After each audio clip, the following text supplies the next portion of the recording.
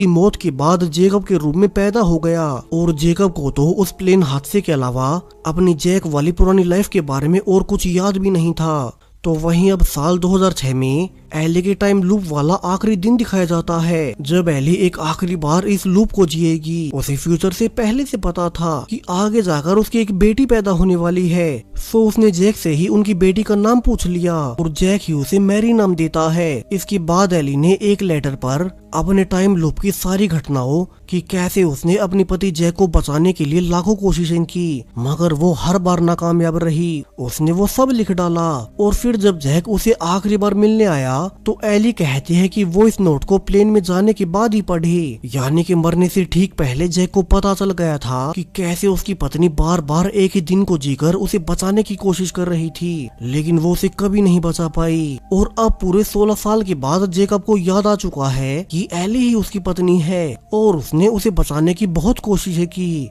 अब साल 2021 में जैक और एली की बेटी मैरी भी 15 साल की हो चुकी थी, जहाँ की अब एली ने अपने टाइम लूप के ऊपर एक किताब लिख डाली ताकि वो सबको अपनी आप बीती सुना सके। हालांकि अभी किसी को ये नहीं पता ये बुक कोई फिक्शन नहीं बल्कि सच में ही एली की लाइफ पर बेस्ड है। एली जब प्रेस के सामने बताती भी है कि कैसे वो 15 साल पहले टाइम लूप में फंस गई थी तो सबको लगा कि वो अपनी बुक के लिए फिक्शन स्टोरी सुना रही होगी। वहीं एली अब भी अपने पति जैक को याद करती रहती है जो कि उस प्लेन हादसे में मारा गया था, जबकि उसकी बेटी मैरी तो हमेशा अपनी माँ के प्यार के लिए तरसती रही। दरअसल उस टाइम लूप से निकलने के बावजूद एली पर उसका गहरा प्रभाव पड़ गया जिससे कि वो अपनी बेटी मैरी पर कभी ध्यान नहीं दे सकी। उल्टा वो अपनी बेटी को हमेशा कहती रही कि काश वो उसके पिता जैक को बचा पाती और उसे इसका हमेशा मलाल रहेगा।